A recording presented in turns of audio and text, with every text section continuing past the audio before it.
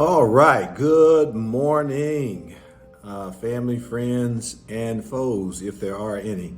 The one and only, yours truly, Dr. Coop MD here this morning. Glad to be with you once again on this fantastic Super Bowl morning. And go Chiefs. Let me just put that out there right away. All right, I was going to go live on this one, but I'm going to record this one and we're going to break it down for you because it's very, very, very, very important. I usually don't miss too many things, particularly when those things are affecting me, my health, and my family. But I did let this one slip through. And it's related to a condition that I have, okay? And it's related to a condition that I have that is related to, guess what? My heart, okay?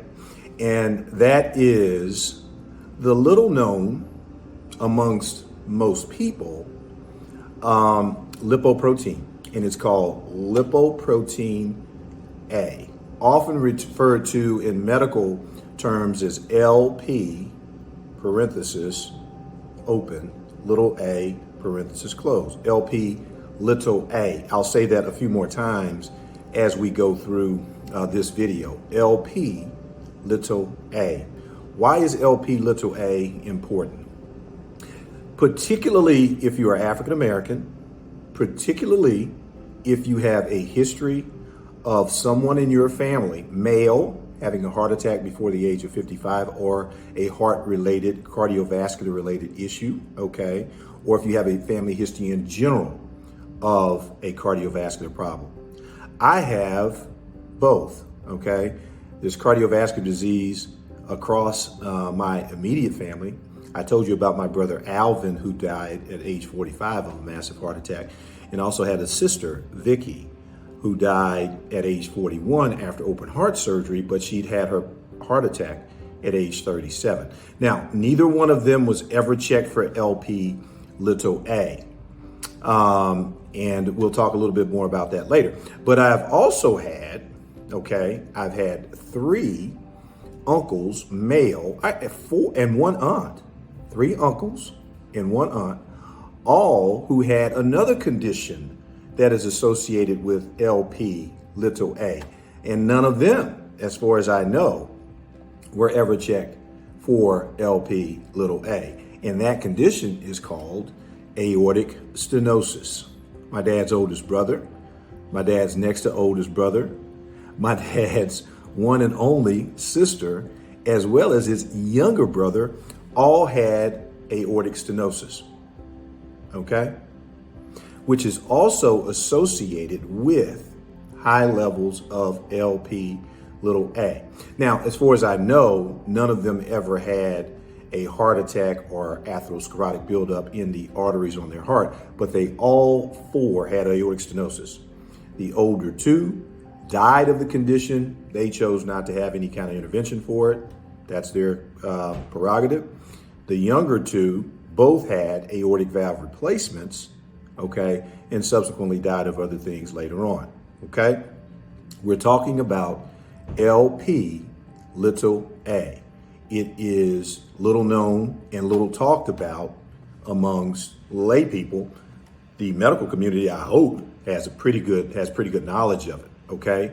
But it is very, very dangerous, okay? And here is the kicker, ladies and gentlemen. Up until really the last 3 or 4, maybe 5 years, there was really no direct treatment. There's still not necessarily a direct pill-related treatment for it.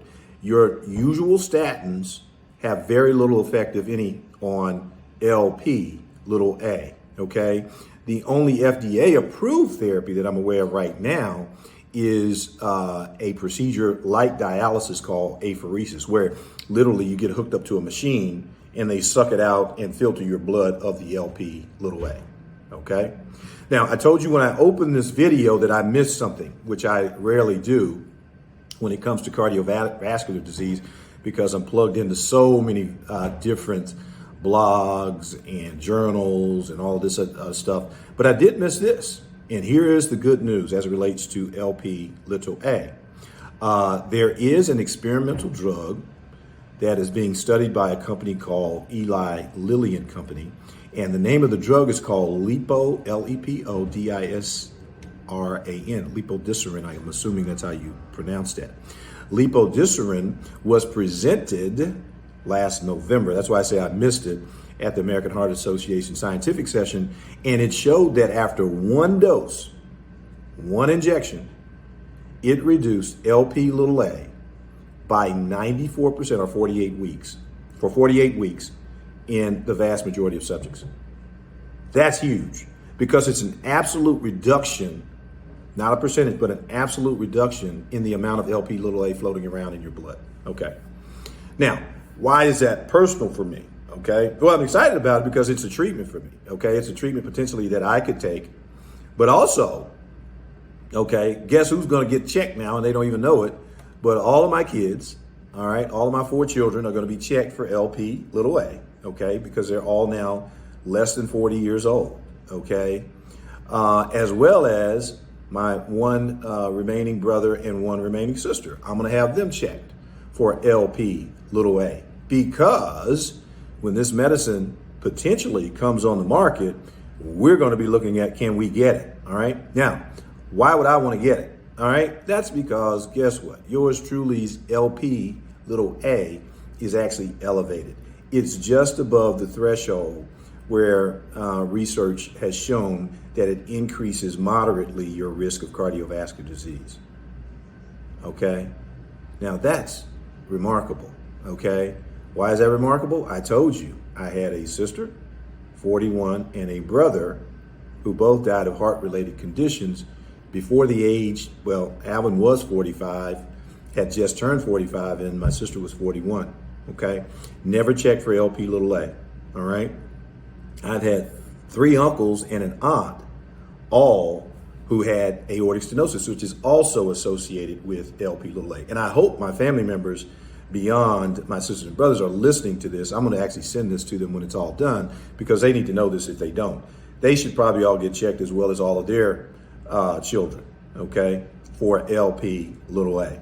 It's not hard to do. The testing, it basically can be done as part of your routine LDL, HDL. Now we know about the LDL, bad cholesterol, HDL, good cholesterol. We know about that whole shebang-a-langa, but most people don't know or even talk about Lp(a). You should be asking your doctor about it, particularly if you have a family history of cardiovascular disease, or if you yourself have had issues with cardiovascular, particularly also if you're African American. It's not exclusive to Black people. Let's get off of this race thing. Everybody can be affected by it. However, it has a propensity to have a higher prevalence in African Americans, okay? So, ask your doctor about it. If you have high cholesterol, first and foremost, you should be saying, hey man, did you extend, or hey, young lady, did you extend that panel and check my Lp(a), okay? You wanna know, okay? Because Lp(a) is a bad mother, shut your mouth, okay?